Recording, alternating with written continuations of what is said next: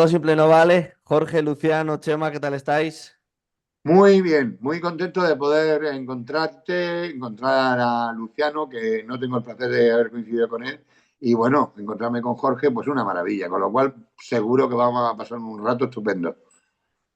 Buenas noches, encantado de estar con todos, encantado de tener a Chema aquí fuerte y poderoso y a Luciano que no lo conocía, encantado. Siempre es un placer ver jóvenes punteros en asuntos como este, ¿no?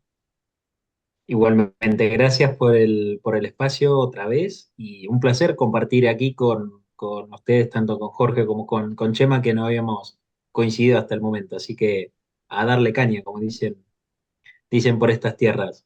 A darle caña, sí señor. Aquí también lo decimos, dar caña. También, dar caña también, sí, sí. Bueno, vamos a analizar lo que está sucediendo entre Israel e Irán. Y Jorge, voy a empezar por ti, ya que es el primero que te has conectado. ¿Qué te parece la actualidad y el primer ataque directo de Irán a Israel? Bueno, yo creo que lo dije antes de que se produjera ese ataque, que yo creía que se iba a producir un ataque, pero medido para que no hubiera una escalada. Hay que tener en cuenta siempre algo que no debemos de olvidar, y es que todo el entorno de Israel ya ha sufrido zarpazos de Uf, Israel en diferentes años, con lo cual todos tienen cierto miedo a una reacción de Israel y Irán no iba a ser menos. Yo creo que han hecho un ataque contenido. ¿Contenido en qué sentido? Eh, Se ha olvidado el factor sorpresa, algo que es en las operaciones militares es muy importante. En este caso no lo había porque estaba anunciado y con cierto tiempo. Y yo creo que se han puesto varias cosas en cuestión. Primero, se ha puesto sobre la mesa la capacidad occidental para, incluido Israel, yo cuando me refiero a Occidente, Israel es de los nuestros, por supuesto. La capacidad de Israel es mucha, conjunta con Estados Unidos, Reino Unido y Francia, mucho más, y han demostrado la capacidad para en un ataque ciertamente masivo, porque han utilizado muchos drones, muchos misiles, pues que eliminar prácticamente el 98,5% en el aire, no ni siquiera en el aire israelí, sino en bueno, el aire de países antes de ah, llegar a Israel, ¿no? Por tanto, han demostrado una eficacia tremenda, que por otro lado, y si me permite la cuña, ya que bien nos vendría, que bien vendría a Ucrania que se le facilitasen estas capacidades, ¿no? Pero bueno, en este caso han demostrado la capacidad que tienen. ¿Va a haber respuesta de Israel? Yo creo que sí, pero muy medida, porque yo creo que nadie está interesado en que haya una escalada, ¿no? Ni Israel, ni Irán. Previsiblemente, ¿a dónde? Pues yo creo que a las instalaciones del proyecto nuclear de Irán. absurdo. Van a Coincido. atacarlo seguro. ¿Por qué? Pues tienen la oportunidad en sus manos. Es decir, eh, también cuando dicen, ¿por qué se produce este ataque? ¿No? Por el ataque al consulado, que no es verdad, no era el consulado, era el edificio de al Era lado. un edificio. Era un edificio que era un objetivo para mí legítimo, tal como Rusia está atacando objetivos legítimos que son centrales nucleares, hidroeléctricas, infraestructuras críticas, y cualquier objetivo Rusia lo declara legítimo. ¿Y por qué este no era legítimo para Israel? Más cuando estaban juntos en una reunión determinados personajes que era, Esos eh, eran los objetivos, claro, que porque eran estaba, entre otros, Efectivamente. el relevo del general Soleimani, es decir, claro. el dirigente de la fuerza del Quds. Tenían cinco dirigentes ahí que Hombre, eliminarlos de un golpe era un objetivo total. legítimo. Eh, Donde demostró nuevamente la inteligencia israelí, pues que trabajan muy bien, ¿no? Entonces, ahora mismo va a haber una respuesta, yo creo que sí, pero también será medida, ¿no? Será a objetivos muy específicos, porque la respuesta tampoco es fácil, ¿eh? Es decir, tenemos que pensar cómo puede responder Israel. Puede responder con misiles. Estamos hablando de una distancia de entre 1.500 y 2.000 kilómetros a objetivos o más, depende de la parte de Irán de la que hablemos. Pero misiles tendría que responder con los misiles de la clase Jericó, porque son los únicos que tienen ese alcance. Jericó 2, porque los tres llevan carga nuclear y eso yo lo desestimo absolutamente. Puede atacar con drones, pero no. Israel es un país con una capacidad militar y técnica tremenda y no estamos hablando de la guerra low cost de Irán, de mandar estos misiles que son como vespinos que vuelan y hacen el mismo ruido que un vespino en el aire, pero que son eficaces porque los lanzas pues en ondanadas de muchos ciertos, ¿no? La aviación, claro, la aviación tendríamos un problema de sobrevolar a Arabia Saudí con permiso de Arabia Saudí y después abastecerse y repostar en vuelo. Estamos operando a Tal cual. 1.500, 2.000 kilómetros, ¿no? Y la respuesta más lógica es el Mossad, nuevamente, que es que con sus informaciones se ataquen objetivos muy específicos tanto con estos medios de los que hablamos como con la posibilidad de atacarles en su propio territorio con otro tipo de ataque, ¿no? Como puedan ser volarlos o lo que sea. Entonces, ¿va a haber una respuesta? Seguro. Israel no puede quedarse mirando para Irán. ¿Va a ser controlada? Yo creo que sí, porque nadie está dispuesto a una escalada, nadie quiere una escalada en la zona, ¿no? Irán, o sea, Israel tiene que pegar un puñetazo en la mesa, lo va a pegar, pero lo va a pegar midiendo las consecuencias, porque tampoco Estados Unidos también está mostrando que no estaría muy de acuerdo con una respuesta muy contundente de Israel. Pues Estados Unidos a mí me decepciona bastante porque está, mm, tanto en Ucrania como aquí, está mostrando algún lado que yo no entiendo mucho, porque lo que sí tenemos que tener claro es que esto forma parte de esa guerra que estamos librando entre las democracias y las dictaduras y las teocracias. Y si perdemos Coincido. ese perfil, tendremos problemas. Luc- Luciano, te damos paso y luego damos paso a Chema, ya que es el primer día que coincides con ellos. Sí, a ver, para ir reforzando también un poco lo que decía Jorge, que suscribo en su totalidad. Estamos frente a una guerra que está siendo pospuesta. Es decir, esto es una guerra que no inicia ni con el ataque contra el edificio contiguo de la Embajada de Irán en Damasco, en Siria, ni comienza tampoco con la operación militar en la Franja de Gaza. Esto es algo que viene desde un proyecto de expansión que en los últimos años toma caracteres militares nucleares que coquetean entre sí, que expande la República Islámica de Irán, que se vuelve islámica a partir de 1979, y con una dirección muy clara, que es Irán desde ese año se empieza a consolidar no solo como un elemento que perturba muchas de las relaciones políticas, comerciales, diplomáticas de todo el Medio Oriente en general, sino también incluso de los estados árabes, aquellos estados árabes sunitas que empezaron a dejar, como el caso de Arabia Saudita, que tenía a principios de los 70 y 80 junto a Irán una participación mucho más codo a codo con los Estados Unidos para la gestión de la seguridad y la gobernanza de la seguridad en la región, sino también hacia adentro del equilibrio del poder del mundo islámico. Hay una necesidad de supervivencia que la marcan y la marcan muy bien las monarquías árabes en general, especialmente las monarquías del Golfo y especialmente aquellos gobiernos que son, digamos, cortes mucho más centralizados en su poder, como el caso de Al-Sisi en Egipto o la monarquía en Jordania, que empiezan a temer o empiezan a ver en Irán un elemento de perturbación que puede incluso filtrarse y potenciar muchos de los elementos de radicalidad que hay dentro de las sociedades árabes. Bahrein es un ejemplo. que se ven muy susceptibles, muy vulnerables a ese expansionismo militar nuclear de Irán de los últimos años. Y encuentran en Israel, a través de distintos canales, creo que en eso la normalización de los acuerdos de Abraham ha jugado un rol central. Los acuerdos de Abraham son políticos, son comerciales, son económicos, son diplomáticos, culturales, pero son necesariamente estratégicos.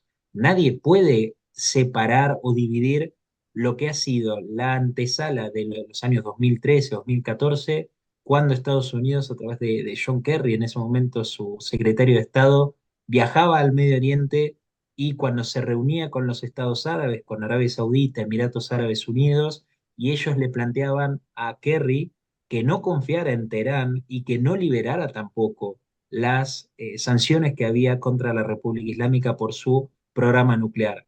Esto también hay mucho de lo que yo considero que es una indulgencia muy grande que Occidente ha dado por acción o por omisión para intentar de alguna forma terminar robusteciendo lo que ha sido la amenaza nuclear de Irán. Y no tengo dudas que ese programa nuclear iraní es algo que ha dividido las aguas en todo el Medio Oriente y el Oriente Próximo en general incluso.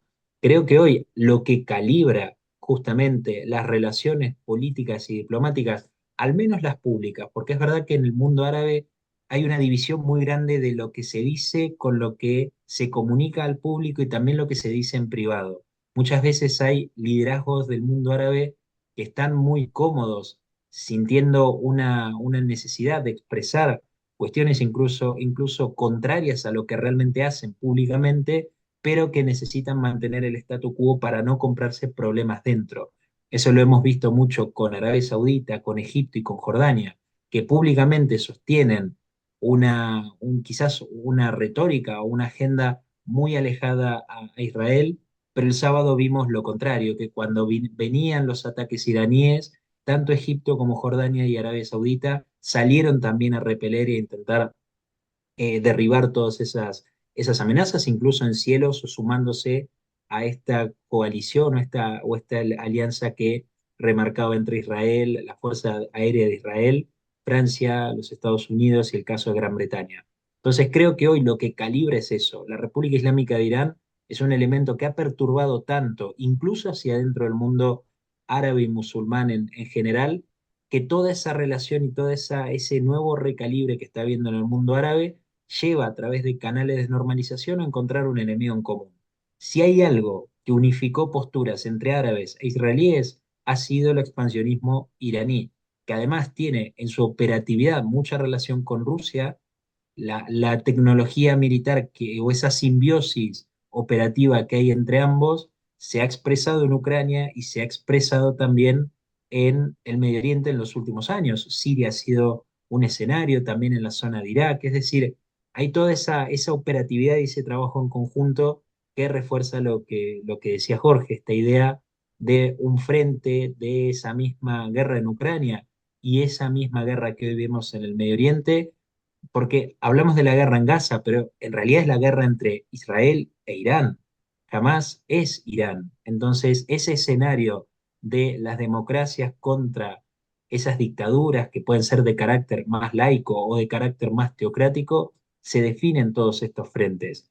Y siempre con esto creo lo mismo, que cuando uno compara y empieza a hacer una comparación entre los sistemas políticos que por lo menos hay hoy alrededor del mundo, vemos que el nuestro, esa idea del mundo libre que podemos tener matices, podemos discutir, podemos diferenciar muchas cosas, y de hecho muchas cosas creo que son muy perfectibles, pero sin dudas que frente a los modelos alternativos que propone China, Rusia y ahora la República Islámica de Irán, en un segundo o tercer orden, pero que también empieza a meterse un poco por imposición en los asuntos internacionales, regionales primero, pero también con una idea de alcance mucho más universal, le empiezan a proponer al mundo bajo esa fachada peligrosa de la multipolaridad. Es decir, cuando discutimos hacia dónde va este mundo, que tenemos que incorporar también voces alternativas. Pero si esas voces alternativas va a ser la República Islámica de Irán,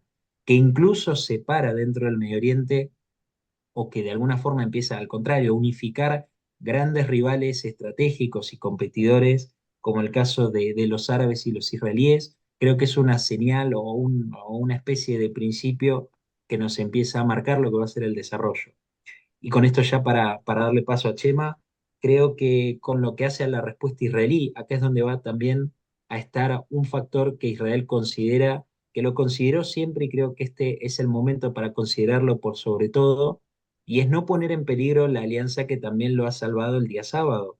Es decir, cuando Israel plantee una respuesta, que yo comparto que va a ser una respuesta focalizada, lo suficientemente fuerte, que impacte, como el caso de el ataque quirúrgico contra el edificio contiguo de la embajada en Damasco, que le ha propinado un golpe casi letal a toda la operatividad de Irán entre Siria e Irak con las fuerzas Quds, que es un grupo de élite dentro de la Guardia Revolucionaria, pero que funciona de forma muy vertical.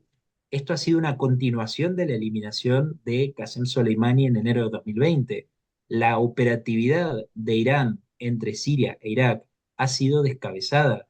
Y eso al día de hoy, en los últimos 4 o 5 años, Irán no ha sabido encontrar un reemplazo a esa cabeza o esa estructura que ha sido descabezada en enero del 2020.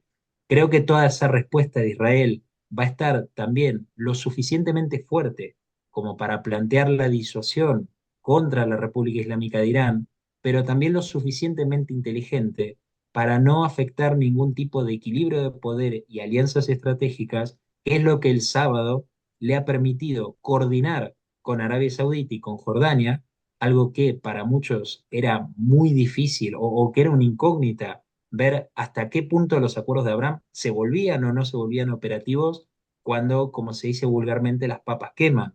Porque una cosa es en el caso de Emiratos Árabes Unidos, plantear o abrir espacios para rememorar, conmemorar y respetar a las víctimas de la Shoah, del Holocausto, pero una cosa muy distinta es salir a defender al Estado de Israel, sumarse a derribar ataques enemigos con lo que significa la cuestión israelí en el mundo islámico. Creo que esto ha sido un paso que Israel lo va inteligentemente a sostener. Va a atacar probablemente objetivos puntuales. También yo sumaría los activos que tiene la Guardia Revolucionaria en el Golfo Pérsico, especialmente que son militares y que no van a tener que en ningún punto contrarrestar o complicar cualquier otro tipo de interés. En el caso de Arabia Saudita, que se sabe que tiene una posición predominante dentro del Golfo, y creo que es lo que va a empezar a definir ahora, un equilibrio entre la fortaleza para decirle a Irán, aquí estoy enfrente y de aquí no vas a pasar porque es la línea roja, pero lo suficientemente inteligente para fortalecer todo un sistema de alianza que el día sábado funcionó y funcionó verdaderamente bien. Sí, en realidad Israel no empleó los tres escudos que tiene de protección, ¿eh? Correcto. Ujú. Porque hablamos siempre de, Del en aire. fin, el de hierro, la cúpula de hierro, pero luego está el Honda de David y luego están los Arrow 2 y 3 fundamentalmente, que dependen de el misil, el armamento que se esté disparando contra Israel, es lo que se activa. Es que muchos de esos elementos, en fin, artilugios mortales, ya sean misiles, ya sean drones, sean tal, fueron derribados por países musulmanes antes de que alcanzaran su objetivo. Esto quiere decir, en relación y conectando con lo que decía Luciano, quiere decir, y yo lo creo firmemente, que los acuerdos de Abraham están vivos, por mucho que en la arrancada de la respuesta de Coincido. Israel tras el ataque del 7 de octubre, pareciera que se pudieran evanescer unos acuerdos que, recordemos, fueron firmados por Donald Trump, pero permitieron y se mantiene pese a la guerra el reconocimiento mutuo de países como Marruecos e Israel, ¿no? Te puedo asegurar que ahora mismo ha crecido el turismo entre Israel y Marruecos en un 25%. Hay que recordar que Marruecos es un sitio donde conviven las tres culturas, las tres religiones, y voy a dar un dato. El último gobierno, antes de que se instalara este de Netanyahu, el 70% de los ministros eran de origen marroquí. O sea, que quiero decir que los acuerdos de Abraham están bastante bien asentados, porque es verdad que Arabia Saudí, tras la contestación masiva, contundente de Israel tras el 7 de octubre, los puso en suspensión, pero no dijo que iba a eliminarlos, al contrario. Y la práctica, o sea, el hecho de lo que se produjo en estos días es que la propia Arabia Saudí ha estado protegiendo al Estado de Israel, entre otras cosas porque además había misiles que pasaban por su espacio aéreo, por supuesto no tienen por qué permitirlo. Jordania yo creo que ha hecho el papel que se esperaba de Jordania. Jordania, más allá en fin, de los prejuicios que tengamos, Jordania es un aliado de Israel. El GI de Jordano, la inteligencia jordana, trabaja muy bien, son muy potentes, muy peligrosos cuando se ponen en lo suyo, pero el GI de Jordano es un sistema de inteligencia que opera muy bien y que sabe mantener unas relaciones con Israel muy potentes. Había otros países allí defendiendo también a Israel en el Mar Rojo y en las inmediaciones. Había aviones ingleses, británicos, había aviones franceses, pero no estaba ninguno español. No había ningún español. No tenemos un buque allí en fin, aportar con los otros actores internacionales. No estamos allí. Lo cual me induce a pensar que tenemos un problema grave. Y es que el gobierno español ha asumido un papel que no sé si se cree que es quijotesco, por muy honorable que pueda ser, pero es que no es así. El mundo está como está. Y yo veo un mundo verdaderamente preocupante, incierto, que genera mucha inquietud. ¿Con qué facilidad estamos hablando? Yo participo en tertulias televisivas, Jorge, etcétera.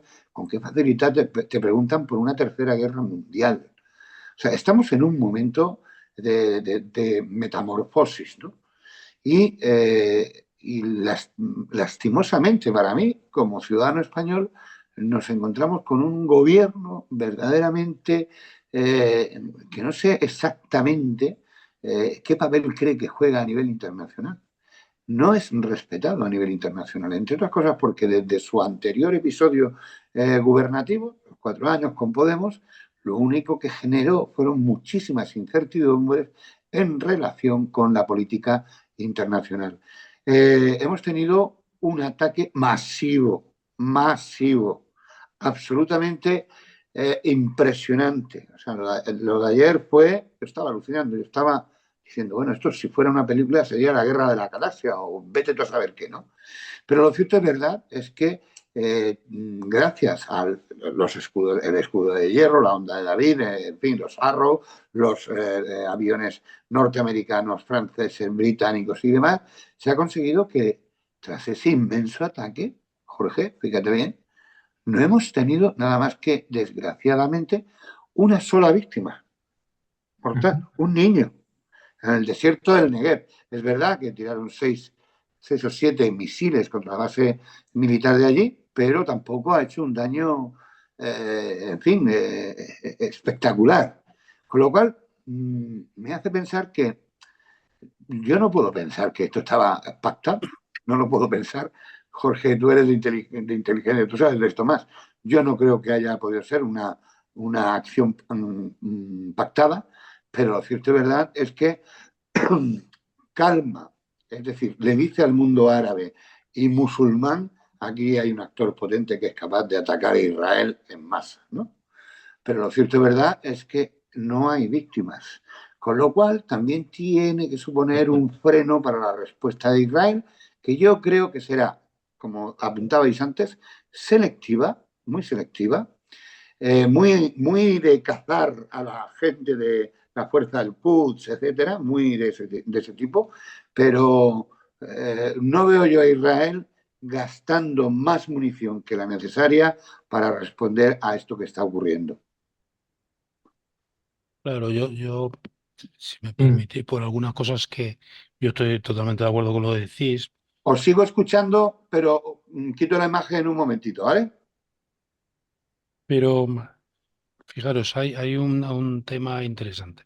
Irán, nada más atacar, ya lanza mensajes diciendo si Israel no contraataca, damos por zanjado el asunto. Es decir, tenían más interés en que esto se terminase ya que en otra cosa. Después, Israel es que está forzada siempre, porque hablamos de un país que está permanentemente en la mira de todos los que lo rodean y cuya misión es aniquilar Israel.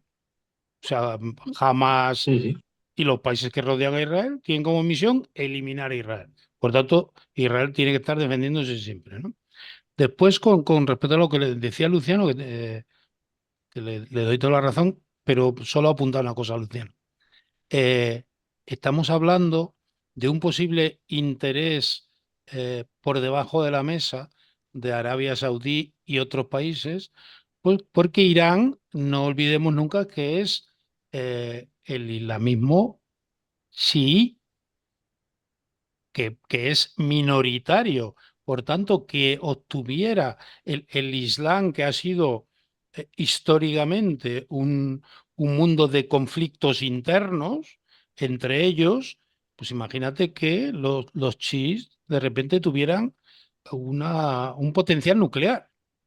Pues no solo Ujú. sería un problema para el resto de países, sería un problema interno también, porque yo estoy seguro que se revolverían contra los suníes, eh, que han estado enfrentados toda la vida, ¿no? Y después también, yo creo que Israel está midiendo algo que ha aparecido en la guerra moderna y que es problemático. Yo tengo claro que se encontrarán soluciones a este tipo de guerra planteado ahora y me refiero a los enjambres de drones que estamos matando moscas a cañonazos.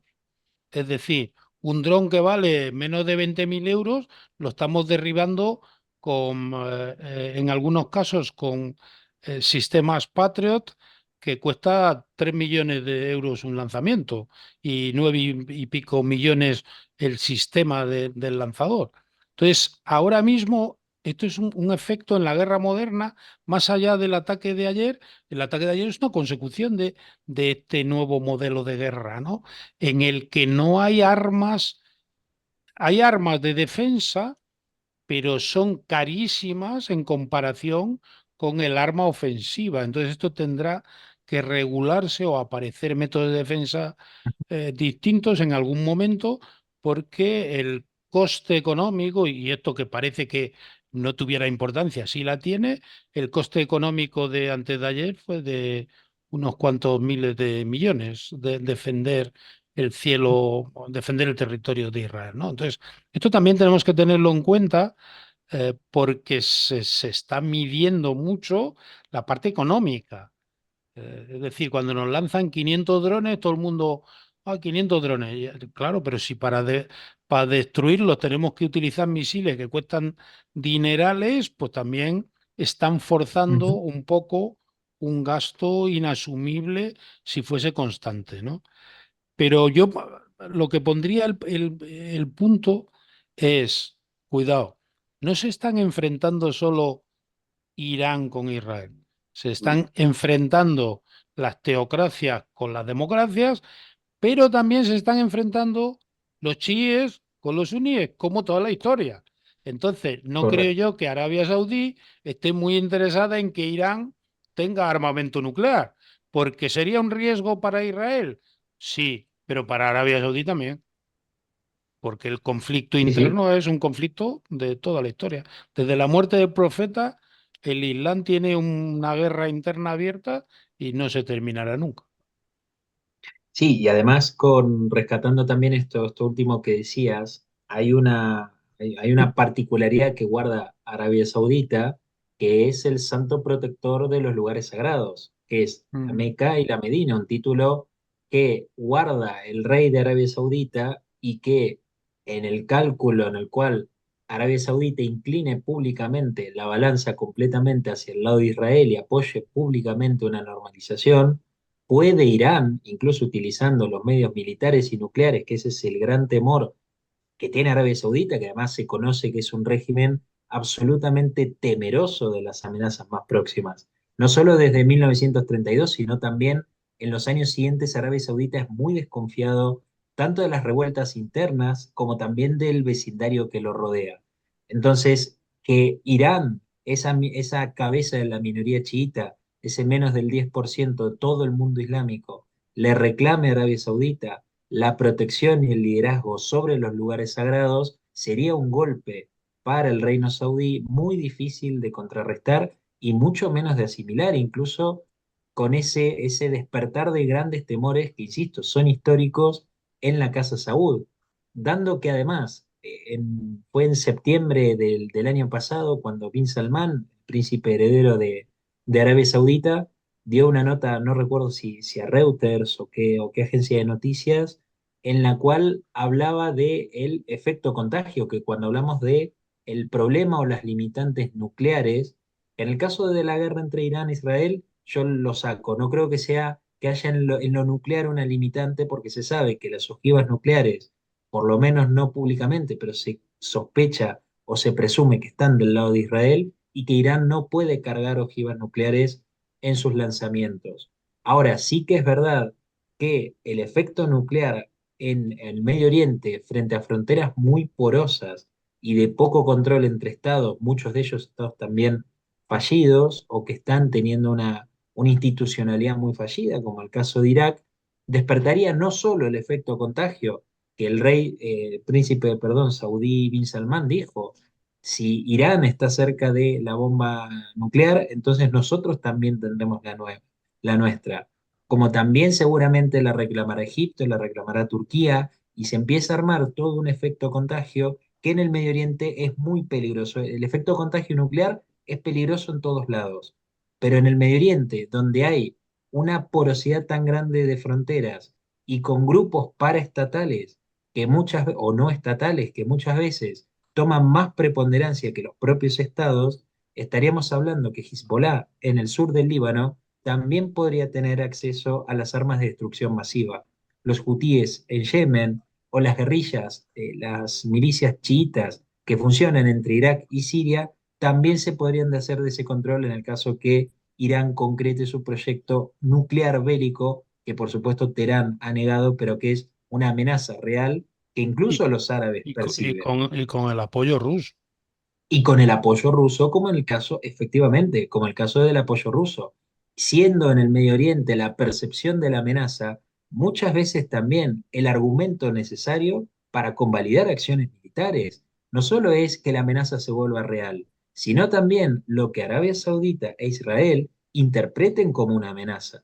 Esa sola percepción puede ser el detonante de lo que yo estimo que será el detonante de los próximos meses, sin duda. Es Y, cómo Yo, Israel y cómo Arabia Saudita y- perciban y- esa y amenaza. con respecto a lo que decías tú, Chema, perdona un segundo, y cómo no. dice cuál es nuestra posición, la de España. Ah, bueno, Pero no, sí. no más, no, ni siquiera la de establecer una postura, la que sea, pero una. No, incluimos otro factor de desestabilización que decimos al mundo, pues como sigáis así, nosotros vamos a reconocer a Palestina. O sea, introducimos un elemento más que es lo único que no hace falta ahora mismo. Mira, Jorge, introducimos un elemento más que no deja de ser una tontuna, como decimos en el sur, una tontuna pero de épica. Cuando en 1948 se crea el Estado de Israel, se crea el Estado de Israel, la potencialidad del Estado de Israel, la potencialidad del Estado palestino. Fueron los palestinos los que no quisieron que hubiera dos estados. Al día siguiente, declaración de guerra contra Israel, que era pequeño, apenas tenían armamento, pero fueron capaces de ganar la guerra. En el 56 lo tuvimos igual, luego, en fin, todos los conflictos que Los hemos años tenido. 70 todas las que han generado, todas las que han ganado, Todas las ninguna, han ganado. ninguna la han generado ellos y las han ganado todas. Pero es que además la posición del gobierno español ahora mismo parece que lo está sacando como si fuera una novedad, pero que nosotros hemos apostado por los dos estados y que mutuamente se acepten y que haya garantías de seguridad entre los dos a través de los mecanismos de Naciones Unidas. Pero parece que está descubriendo el señor Sánchez la penicilina y esto hace ya muchos años que se inventó, ¿de acuerdo? Entonces, ¿qué podemos esperar de España? Pues no mucho más de lo que estamos viendo. A mí lo que sí me gustaría poner negro sobre blanco y lo quiero mencionar con claridad.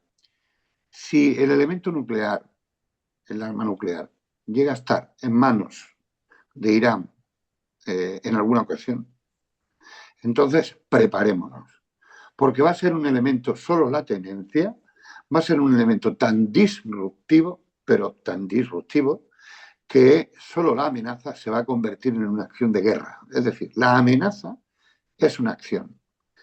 Como consigue el terrorismo cuando amenaza a media Europa en pleno no sé qué, que se convierte en que todo el mundo asustado y todo el mundo a ver qué pasa y demás, pues eso. Si Irán se hace con el arma nuclear, yo creo que no lo va a conseguir. Yo creo que Israel no se lo permitirá. Lo que me fastidia es que los gobiernos occidentales, los del resto del mundo, queden tranquilos porque Israel hace operaciones de inteligencia capaces de desbaratar planes nucleares como el que hizo en Siria y como los que ha hecho en Irán, y todos los demás países, con la boca chica, cuando estamos en reuniones en Naciones Unidas y en otros sitios, con la boca chica dicen, menos mal, gracias a Dios, inshallah, que no tengan estos el arma nuclear, porque, porque tiene dos conflictos delante. Uno, el antioccidentalismo, porque dentro de esta forma de pensar y de la vida, lo que hay en el fondo es mucho antioccidentalismo. Es decir, lo que habíais dicho, Luciano, Jorge, Alberto, y lo que hemos dicho en alguna ocasión, el mundo va a haber de nuevo muros, quizá no físicos, pero sí muros que van a separar a países que van a estar dentro del ámbito de las democracias liberales occidentales, con sus defectos, pero donde hay rendición de cuentas, donde los derechos humanos son fundamentales y se tienen que respetar, y si no, hay tribunales, etcétera. Mientras que el resto, fíjate qué actores habéis nombrado. Rusia, un régimen absolutamente autócrata, vil, canalla, que no da cuentas, no hay accountability, invade un país o invade lo que le dé la gana y además pasa de todo. Estamos hablando de China. Mire usted, que China va a hacer una democracia, va a hacer una diplomacia mucho más eficaz que Irán y que todo el mundo, porque cuando los tenga todos controlados, China lo que va a fijar es su economía, su futuro en su economía. Y en este sentido, fijaos que yo veo que un actor como China, que pretende ser el hegemón en los próximos 20 años, 30, si además de convertirse en un hegemón tecnológico, económico, en fin, de tipo que sea, además es capaz de conciliar los intereses de actores enfangados en guerras de alta intensidad, es decir, si es capaz de intervenir en la pacificación de Rusia y Ucrania, si es capaz de intervenir en la pacificación en Oriente Medio, Rusia termina por convertirse en un hegemón que necesitamos, no solamente económicamente, tecnológicamente, en fin, su ruta de la ruta de seda alternativa, todo lo que queramos. Se va a reivindicar como el único hegemón que es capaz de parar guerras de alta intensidad, mientras que desaparecería con ese protagonismo que ahora tiene Estados Unidos. Ahora, bien, mi opinión personal es que a mí me gusta estar del lado de lo que siempre se llamó el mundo libre, es decir, el mundo de la democracia, el mundo de la rendición de cuentas, el mundo de la libre expresión, el mundo de los derechos humanos, que fuera de nuestra burbuja europea y poco más, no se ven, bueno, de nuestra burbuja europea, no, occidental, diría, de verdad que apenas se ve en el mundo. La gente que no ha viajado, pues yo qué sé, por África, por Latinoamérica, etcétera, no se hace cuenta de lo que es vivir en España. Vivir en Europa lo primero, pero sobre todo vivir en España. Vivimos en un país donde ni siquiera sus dirigentes son capaces de cargárselo. No por nada, sino porque tenemos una sociedad mucho más inteligente, mucho más inteligente.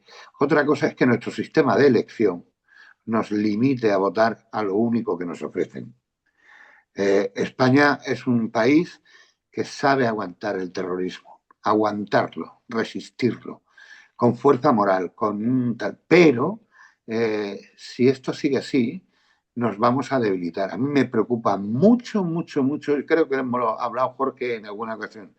Cuando vemos que el mundo, como se dice aquí, los jóvenes, está petando, es decir, entra en una dinámica de guerra regionalizada, etcétera, en España estamos pendientes de humo.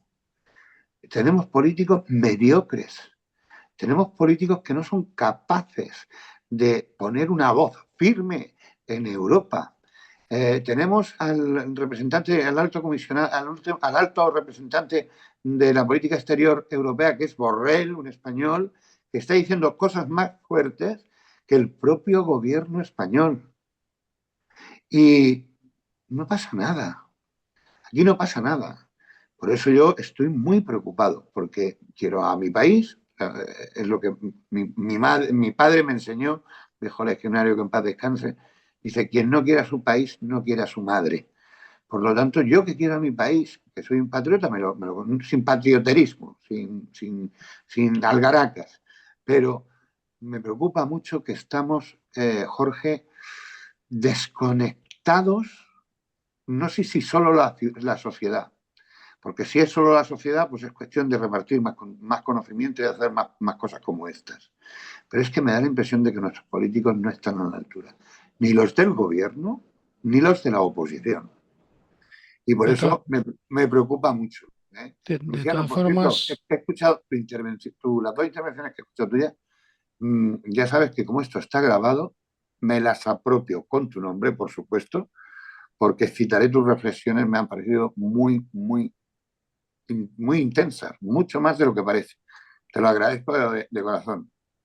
a mí si me permitís, claro, todo esto se produce, y aunque parezca que no está relacionado, sí lo está, toda esta tensión de la que el conflicto Irán-Israel, y yo estoy de acuerdo con Luciano que aquí no hay un conflicto jamás-Israel, jamás no es nada, jamás es Irán, punto.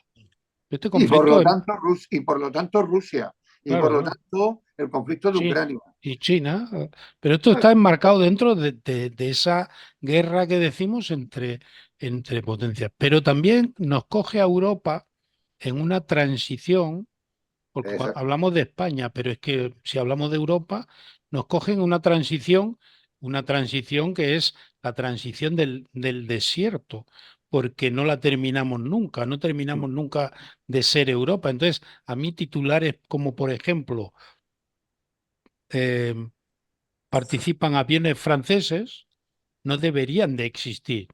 Deberían de existir, eh, participan aviones de la Unión Europea. Si somos una unión para todo. Pero claro, esto es un elemento más demostrativo de que Europa es una concepción económica, una concepción política, pero nada más, ni es una concepción de defensa, ni es una concepción de nada más, ni siquiera policial, que era más fácil de hacer. Yo digo que aquí hay un problema serio y yo lo he manejado, manejémoslo con elementos fáciles, ¿no? En Rusia decide uno, son un país y decide uno. En China son un país y decide uno. En Estados Unidos son un país y decide uno. En Israel son un país y decide uno. En Europa somos muchos países que no cedemos eh, el mando, no queremos un mando único y por tanto decidimos todos.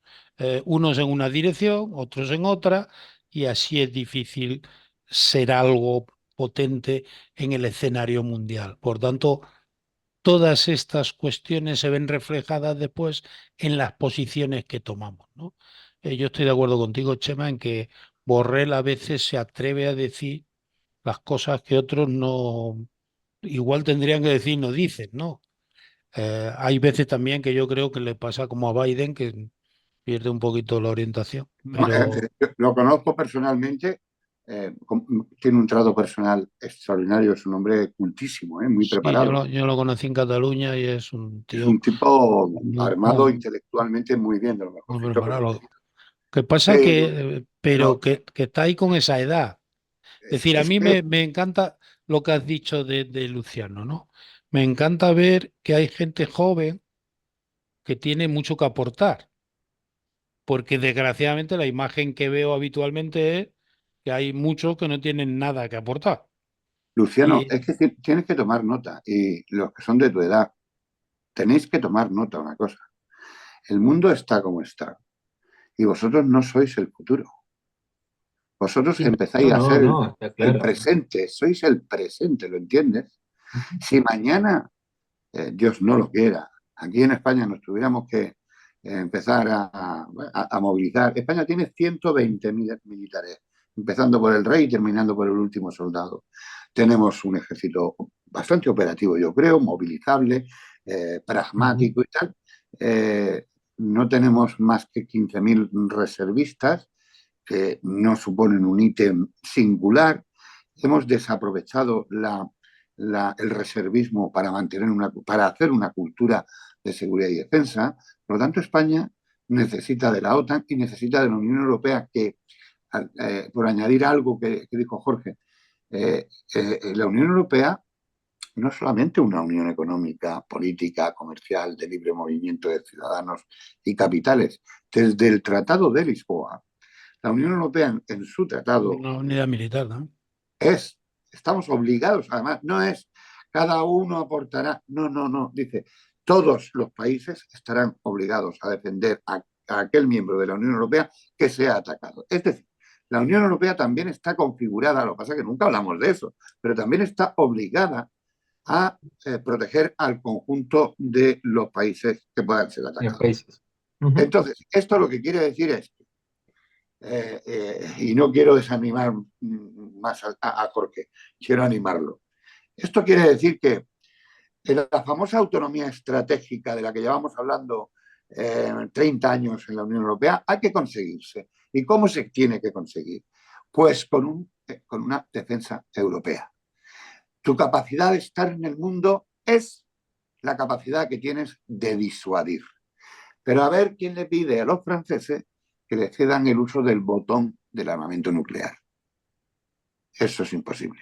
O tomamos conciencia, los europeos, de nuestras potencialidades tecnológicas, de creatividad, industriales, etcétera.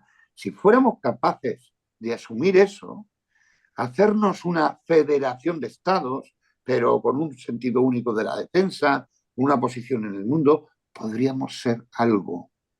Pero si Europa se mantiene así, camina hacia la nada, hacia la nada. Yo abogaría por algo disruptivo total, que sería la disminución de la OTAN para el crecimiento de la OTAN europea. Sí, señor. Sí, No, sí. no bajo el dominio de los americanos, sino bajo el dominio de nuestros propios criterios. Y creo que históricamente vamos a tener la oportunidad, porque como Trump gane las elecciones, nos va a poner en el brete directamente. Entonces, creo que hay que aprovechar ese momento para decir, bueno, vamos a configurar una defensa europea que será distinta a la de la OTAN. Bueno, no lo sé cómo hay que configurarla, pero deberíamos de pensar. Estoy totalmente de acuerdo que deberíamos de pensar en ello y eso nos haría tener una posición en conflictos como este, tener una voz y tener una capacidad operativa propia, ¿no? Yo creo que no podemos estar, no podemos ser débiles ante el ataque a un país como Israel. Y nosotros tenemos que defender a Israel sin dudas. No podemos dudar. Es de los nuestros. Cuando en un equipo, cuando en un comando tú no consideras que todos son de los tuyos, mal vas. Es decir, nuestro equipo son lo que son. Y Israel es de nuestro equipo. Y por tanto hay que ayudar a que se defienda, porque defendiéndose ellos, nos defendemos nosotros también. Es lo mismo que tenemos defendiendo Efectivamente. a Ucrania, Y con ayudando, Ucrania igual. ayudando a Ucrania, estamos también defendiendo nuestros intereses.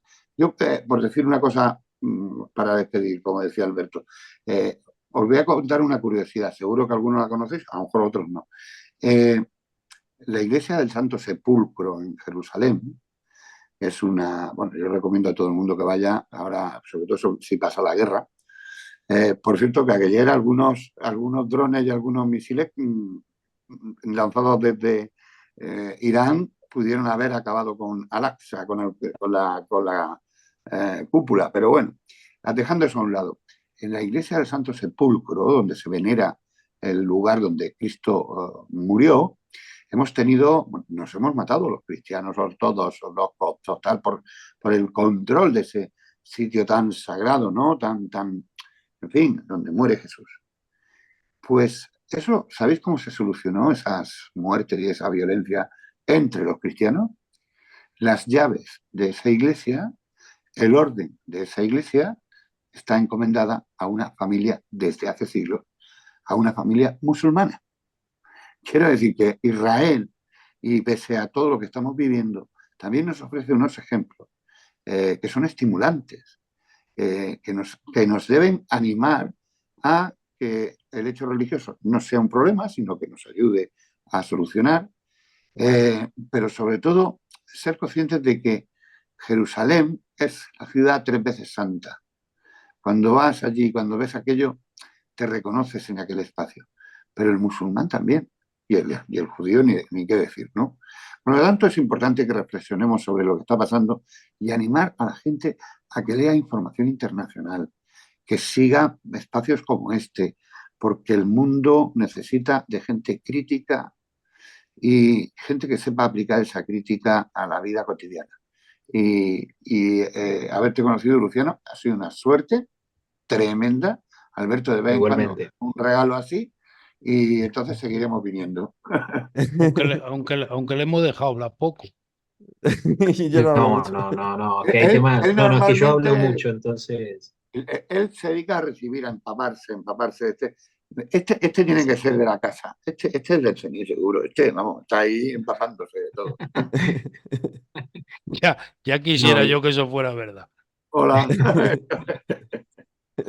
Pues un placer, de no, verdad. y Bueno, muy chicos. breve también, Mm. como para cerrar esto, la batalla de las ideas, que es lo que creo que refuerza esto último que decía Jorge y Chema, la batalla de las ideas en nuestro mundo libre también. Dar esa batalla, no posponerla y animarse a darla, porque a veces nos esforzamos mucho en los puntos más operativos y tácticos y no hablamos del fondo ideológico, que es una batalla que si la perdemos nos va a hacer muy cuesta arriba. Absolutamente. Eso es palabra de Dios, como decimos ahí en Ujú. misa. Así es. Ciertamente acabas de describir una situación que tenemos que tener muy, muy en cuenta, especialmente vosotros los jóvenes, que sois los que nos tenéis que pagar Así la es. pensión, a Jorge y a mí. Así es. Además de verdad, además de defender, el futuro del mundo está en sus manos, como ha estado siempre el futuro de todas las civilizaciones. Si no confiamos en nuestros jóvenes, y desgraciadamente, Luciano, tienes toda la razón. Lo que desmoraliza a nuestros jóvenes es la batalla de las ideas, Ujú. no es la guerra, no es. Efectivamente. Entonces, No, eso no, las ideas. hay que luchar contra ello, hay que pararlo para que nuestros jóvenes reflexionen, para que nuestros jóvenes piensen y no estén Ujú. en ese mundo de la estupidez permanente en el que estamos. Es decir, yo le preguntaba ayer a un joven, digo, ¿tú eres consciente de que ayer Irán atacó a Israel? Y dice, ¿eh? Mm, No te pues sabe decir en el mapa dónde está Irán esa ni... respuesta me puso un poco nervioso, ¿no? Pero Uf, bueno, Normal, sí, sí. Eh, Sí, lo sí, que tenemos. normal. pues bueno, Entonces, chicos, un fuerte abrazo y muchísimas gracias. bueno, gracias, Alberto, gracias Gracias. a Un vosotros. abrazo también.